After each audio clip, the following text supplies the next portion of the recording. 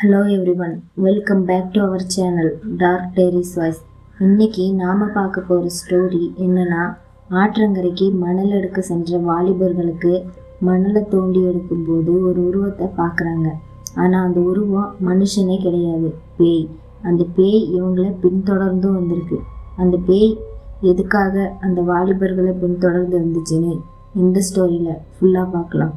Sorry கேட்கலாம். அதுக்கு முன்னாடி உங்கள் லைஃப்பில் இந்த மாதிரி ரியல் கோஸ்ட் எக்ஸ்பீரியன்ஸ் ஏதாவது இருந்ததுன்னா அதை நீங்கள் எனக்கு கண்டிப்பாக ஷேர் பண்ணலாம். ஸ்டோரியோட டிஸ்கிரிப்ஷன்லேயும் ஃபஸ்ட்டு கமெண்ட்லேயும் நம்ம இன்ஸ்டாகிராம் லிங்க்கு கொடுத்துருக்கேன். ஃபாலோ பண்ணிவிட்டு உங்களோட எக்ஸ்பீரியன்ஸை ஷேர் பண்ணுங்கள். உங்கள் விருப்பத்தோட உங்கள் ஸ்டோரியை நான் நம்ம டார்க் டைரிஸ் சேனலில் அப்லோட் பண்ணுவேன். வாங்க ஸ்டோரிக்குள்ளே போகலாம். இந்த இன்சிடெண்ட் நடந்த இடம் கரூர் மாவட்டம் கடவூர் பக்கத்தில் ஒரு சின்ன கிராமம் தாங்க.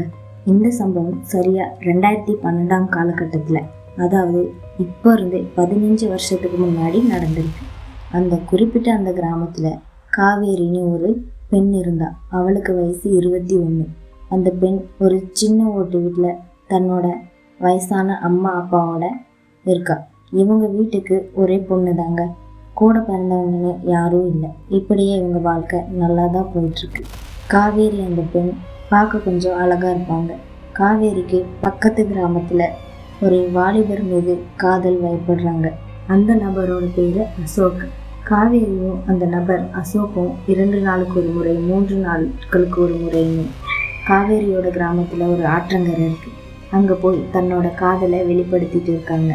எப்போவுமே சாயந்தரம் ஒரு 4 மணிக்கு மேலே போய் கொஞ்ச நேரம் பேசிட்டு அப்படியே கொஞ்சம் விறகு எடுத்துகிட்டு வருவாங்க காவேரி. அசோக்குமே அப்படியே வந்து காவேரியை பார்த்துட்டு அவங்க கிராமத்துக்கு போயிடுவார். அசோக் ரொம்ப நல்ல பையன்தாங்க. 2 பேருமே கொஞ்ச நேரம் பேசிட்டு ஒரு 6 மணிக்கு மேலே வீட்டுக்கு திரும்பி வருவாங்க. இப்படியே அன்னைக்கு ஒரு நாள் காவேரி தன்னோட வீட்டில் எல்லா வேலையும் முடிச்சுட்டு நான் விறகு எடுக்க போகிறேன்னு அம்மா கிட்ட சொல்லிட்டு ஆற்றங்கரைக்கு போகிறாங்க. காவேரியோடைய அம்மாவுக்கு கொஞ்சம் உடல்நிலையில் சரியில்லை. அவரோட அப்பா தோட்டத்து வேலைக்கு போனால் சாயந்தரம் 6-6:30 மேலே தான் வீட்டுக்கு வருவார். அதனாலேயே காவேரிக்கு கொஞ்சம் வசதியாக போச்சு. அசோக்கோட நெருங்கி பழக ஆரம்பிக்கிறாங்க. அப்படி கிளம்புன காவேரி 4 மணிக்கு ஆற்றங்கரைக்கு போயிட்டாங்க. அப்படி போனவங்க கொஞ்சம் விறகு எடுத்து கட்டி ஓரமாக வச்சுட்டு அசோக்காக காத்துட்டு அங்கேயே இருக்காங்க. ஆனால் அவருக்கு கொஞ்சம் வேலை இருந்ததுனால அன்னைக்கு அசோக்கால் வர முடியல. காவேரியும் ரொம்ப நேரமாக வெயிட் பண்ணி பார்த்துட்டு சரி வீட்டுக்கு போகலான்னு கிளம்பும்போது அந்த ஆத்தங்கரையில் ஓரமாக இருக்கிற கல் தடுக்கி விட்டு மணல் கொஞ்சமாக சரிஞ்சு தண்ணியில் விழுந்து மூச்சடைச்சு மூழ்கி இறந்து போகிறாங்க. ரொம்ப ஆழமாக இருந்ததுனால அவங்களால எந்திரிக்க முடியல. சேரும் சகதியுமாக அந்த தண்ணி இருந்திருக்கு. தன்னோட உயிர் அங்கேயே போயிடுச்சு. இப்படியே 6 மணிக்கு மேலேயும் ஆகுது, 7 மணி ஆகுது, 8 மணியும் ஆகுது. விறகுக்கு போன தன்னோட பொண்ணு இன்னும் வீட்டுக்கு வரலன்னு அம்மாவும் அப்பாவும் பயந்து அங்கேயும் இங்கேயும் தேடிட்டு இருக்காங்க. பயந்த அம்மாவும் அப்பாவும் ஆற்றங்கரையில் கொஞ்சம் பேரை கூட்டிகிட்டு போய் தேடியும் பார்க்குறாங்க. அங்கே யாருமே இல்லை. ஆனால் ஒரு ஓரமாக கட்டி வச்ச விறகு மட்டும் அங்கேயே இருந்தது. சந்தேகப்பட்டு அந்த தண்ணியில் இறங்கி கொஞ்சம் பேர் இறங்கி தேடியும் பார்க்குறாங்க. இருட்டாகவும் இருந்ததுனால அவங்களுக்கு சரியாக எதுவுமே தெரியலை. தண்ணிக்குள்ளே சரியாகவும் தேடவும் முடியல. ரொம்ப மனசுடைஞ்சு போகிறாங்க. காவேரியோட அப்பாவும் அம்மாவும் வீட்டுக்கு திரும்பி வந்துட்டாங்க. வந்து விடிய விடிய தான் பொண்ணு எங்கே போனா என்னாச்சுன்னு யோசனை பண்ணுறாங்க. இந்த தகவல் எதுவுமே அசோக்குக்கு தெரியாது. காவேரியோட அப்பாவும் அம்மாவும் 2 நாளாக 3 நாளாக அங்கே இங்கேன்னு தேடியும் எங்கேயும் தெரியல. அசோக் 2 நாட்களுக்கு அப்புறமா காவேரியை பார்க்க அந்த ஆத்தங்கரைக்கு வராரு. வந்த உடனே ஒரு விஷயத்தை பார்த்து ஷாக் ஆகி கத்திட்டு பயங்கரமாக காவேரியோட கிராமத்தை நோக்கி ஊருக்குள்ளே ஓடி வராரு. அங்கே ஒரு சடலம் மிதந்துட்டு இருக்கு தண்ணீரில். ஆனால் அவருக்கு அது காவேரி தானே தெரியல. இப்போ ஊருக்குள்ளே இருக்கிறவங்க எல்லாம் ஓடி போய் என்னன்னு பார்த்து அந்த சடலத்தை கரைக்கு எடுத்துட்டு வந்ததுக்கு அப்புறம்தான் அது காவேரியோட சடலம்னு அசோக்குக்கு தெரிய வருது. உடம்பெல்லாம் உப்பி போய் சதையெல்லாம் அழுகி போய் இருந்ததை பார்த்த அசோக்குக்கு பயங்கரமாக அழுக வருது. காவேரியோட பெற்றோர் ஒரு பக்கம் கதறி அழுகுறாங்க. கூட்டத்தில் இருந்த அசோக் கண்ணில் தார தாரையாக கண்ணீர் வலியுது. அதுக்கப்புறம் செய்ய வேண்டிய இறுதி சடங்கு எல்லாம் காவேரிக்கு செஞ்சு முடிக்கிறாங்க. ஆனால் காவேரி தற்கொலை பண்ணி தான் இறந்துருக்கான்னு ஊருக்குள்ளே அரசல் பரசலாக பேச ஆரம்பிச்சிட்டாங்க. அசோக்குமே காவேரி இறந்ததுக்கப்புறம் அந்த கிராமத்து பக்கம் போகிறது கிடையாது. இப்படியே சில வாரங்கள் கடந்து போயிடுச்சு. அதுக்கப்புறம் கிராமத்தில் இருக்கிறவங்கெல்லாம் காவேரியோட மரணத்தை கொஞ்சம் கொஞ்சமாக மறக்கவும் ஆரம்பிக்கிறாங்க.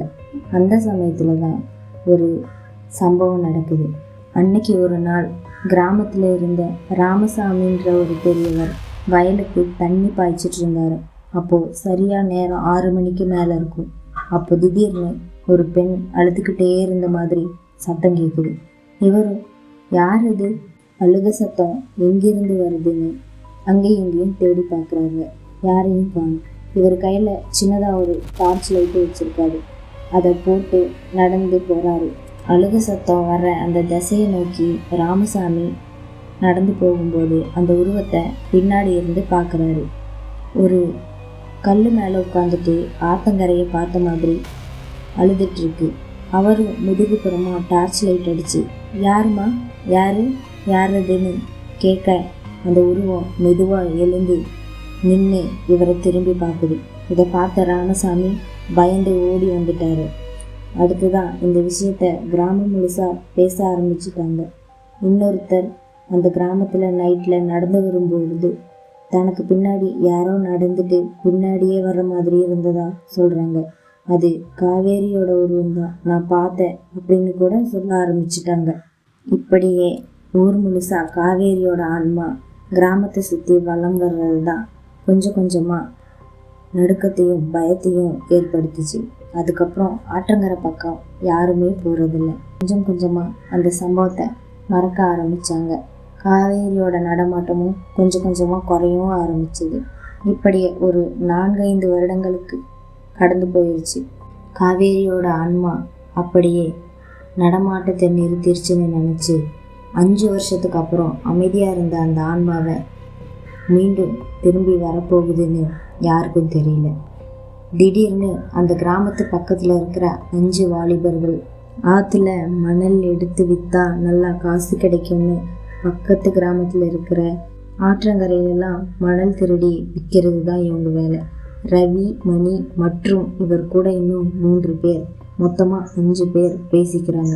ஆனால் மணல் எடுக்கணுன்னா நைட்டில் தான் போகணும்னு பிளான் பண்ணி பல இடங்களில் மணலோடு எடுத்து விற்று சம்பாதிச்சிருக்கிறாங்க. இவங்க தொழிலே இதுதான். இப்போ அந்த 5 பேருமே காவேரி இருந்த அந்த கிராமத்தை சூஸ் பண்ணுறாங்க. அந்த 5 பேரில் ஒருத்தர் அங்கே ஏதோ பேய் பிசாசு இருக்குது, அதான் ஊருக்குள்ளே பேசிக்கிறாங்க, வேண்டான்னு சொல்கிறாங்க. இதை கேட்ட 4 பேருமே சிரிச்சுக்கிட்டு நீ வேணா வர வேணாம், நாங்கள் போகிறோன்னு கிண்டல் பண்ணி சிரிக்கிறாங்க. இப்போது அந்த 5 பேருமே பிளான் போட்டு அன்னைக்கு நைட்டே ஒரு டிராக்டர் எடுத்துகிட்டு அந்த ஆற்றங்கரையை நோக்கி கிளம்புனாங்க.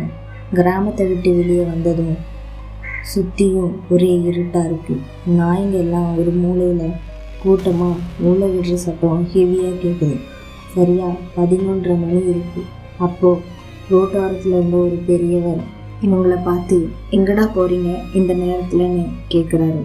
இங்கே தான் தாத்தா ஆத்தோரக்கரைக்கு போகிறோம் அப்படின்னு ரவி சொல்கிறாரு. இதை கேட்ட பெரியவரோட முகம் மாறுது. டேய், இன்னைக்கு அமாவாசைடா, சில இடங்களுக்கு சில நேரத்தில் போகக்கூடாதுன்னு சொல்லியிருக்காங்கல்ல அப்படின்னு சொல்கிறாரு. அதையெல்லாம் மதிக்காம ரவி மற்றும் மணி அதுக்கப்புறம் அந்த 3 பேர் மொத்தமாக 5 பேருமே அந்த ஸ்பாட்டுக்கு போய் டிராக்டரை நிறுத்திட்டு கீழே இறங்கி மணல் எங்கே நிறைய இருக்குன்னு டார்ச் லைட் அடித்து பார்க்குறாங்க. இப்போ மணல் அள்ளவும் ஆரம்பிக்கிறாங்க. இப்படியே மணலை அள்ளி எடுத்து போடும்போது சடனாக ஒரு பெண்ணோட அழுகுரல் கேட்குது. இது அந்த 5 பேருக்குமே தெளிவாக கேட்குது. எல்லாரும் யாருடா அதுன்னு டார்ச் லைட் அடித்து சுற்றியும் பார்க்குறாங்க. ஆனால் யாருமே இல்லை. ஃபுல்லாக இருட்டாக இருக்குது. அன்னைக்கு அமாவாசைன்றதுனால நிலா வெளிச்சம் கூட இல்லை. மணி மட்டும் கொஞ்சம் தள்ளி மணல் எடுத்துகிட்டு இருக்காரு. அவர் பின்னாடி மணலில் யாரோ மெதுவாக நடக்கிற மாதிரி சத்தம் கேட்குது. மணியும் பின்னாடி திரும்பி பார்த்து ஒரு கருப்பான உருவம் அங்கேயும் இங்கேயும் நடந்துட்டு இருக்கிறத பார்த்து பயந்து மணி உடம்பு சிலிர்க்குது. அவசர அவசரமா ரவி இருந்த இடத்துக்கு ஓடி வந்து, டேய் அங்கே ஏதோ வித்தியாசமா இருக்குடான்னு சொல்றாரு. இதை கேட்ட ரவியும் எங்க எங்கன்னு டார்ச் லைட் எடுத்துட்டு போய் பார்க்குறாரு. அங்கே யாருமே இல்லை. இப்போ மணி இருக்காருல்ல, அவருக்கு மனசுக்குள்ள பயம் ஆரம்பிக்குது. அந்த இடம் முழுசா ஒரு மாதிரி சில்லுன்னு குளிரா சிலுன்னு காற்று வீசுகிற மாதிரி இருக்கு. மணி இப்போ ஆற்றங்கரைக்கு மறுபக்கம் பார்க்குறாரு. அங்கே ஒரு பெண் நின்றுட்டு இவங்களையே முறைச்சி பார்த்துட்டு நிற்கிது, ரொம்ப அமைதியாக. அந்த அமைதியே இவங்களுக்கு ரொம்ப பயத்தை கொடுத்ததா சொல்லியிருக்காங்க. உடனே அந்த உருவம் அப்படியே அழுக ஆரம்பிக்குது. இதை கேட்ட எல்லாருமே டிராக்டர் வெளிச்சத்தில் அந்த உருவத்தை ரொம்ப தெளிவாக பார்க்குறாங்க. தலைமுடி ரொம்ப நீளமாக தலையை குனிஞ்சபடி தண்ணீருக்கு மேலே மிதந்த மாதிரி இவங்களை நோக்கி வருது. இதை பார்த்து எல்லாருமே ஓடி போய் டிராக்டரில் ஏறிட்டாங்க. ஆனால் ஒரு ஆள் மட்டும் ஏறலை.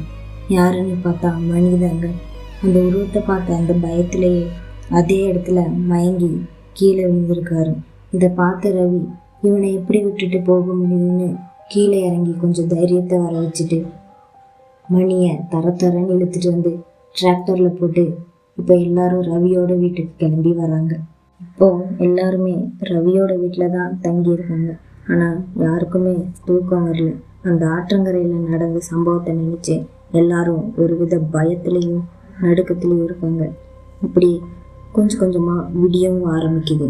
இப்போ மணி மட்டும் எந்திரிக்கலை. எல்லாரும் எந்திரிச்சிட்டாங்க.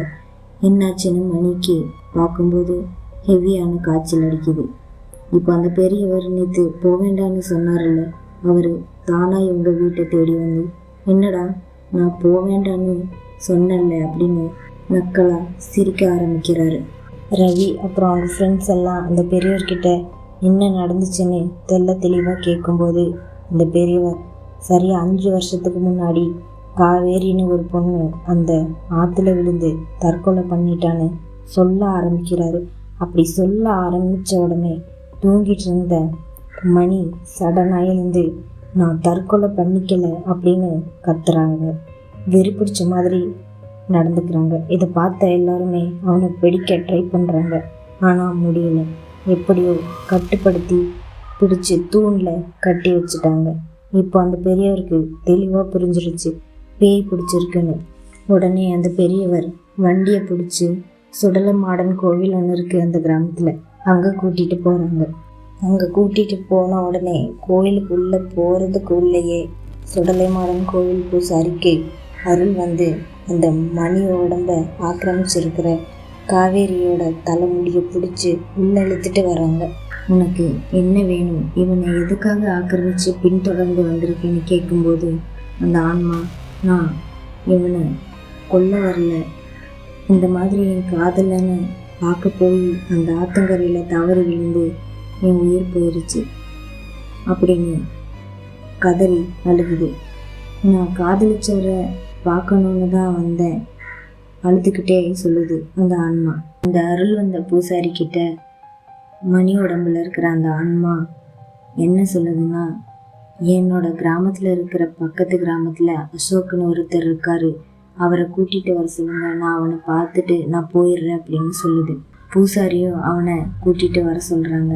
அசோக் அங்கே வந்த உடனே மணி உடம்பு ஆக்கிரமிச்சிருக்கிற காவேரியோட ஆன்மா கதறி அழுகுது.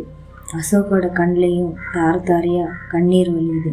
அசோக்குக்கு இன்னும் திருமணம் ஆகாமல் தாங்க இருக்காரு. அந்த ஆன்மா என்ன சொல்லுதுன்னா, நீ கல்யாணம் பண்ணிக்கும், என் நினப்பிலேயே இருக்காத, உனக்கு பிறக்கிற முதல் பெண் குழந்தைக்கு என் பேரை வை, நானே வந்து உனக்கு பெண் குழந்தையாக பிறக்கிறேன்னு அந்த ஆன்மா சொல்லுது. இதை கேட்ட சுடலைமாடன் அருள் வந்த பூசாரியும் வாக்களிக்கிறாங்க. என்னென்னா, கண்டிப்பாக நீ இவனோட வாரிசா நீ பிறப்ப அப்படின்னு உறுதியளித்து சுடலைமாடன் வாக்களிக்கிறாங்க. அசோக் என்ன சொல்கிறாருன்னா, கண்டிப்பாக எனக்கு பிறக்க போகிற பெண் குழந்தைக்கு காவேரினும் பேரை வைப்பேன்னு சத்திய வாக்கு கொடுக்குறாங்க. இதை கேட்ட சுடலைமாடன் கண்டிப்பாக காவேரி உனக்கு குழந்தையா பிறப்பான்னு சொல்லிட்டு அந்த சுடலைமாடன் மணி உடம்புல இருக்கிற காவேரியோட ஆன்மாவை மோட்சத்துக்கு அனுப்பி வைக்கிறாங்க. அதுக்கப்புறம் அந்த காவேரியோட ஆன்மா எந்த தொந்தரவும் பண்ணலை.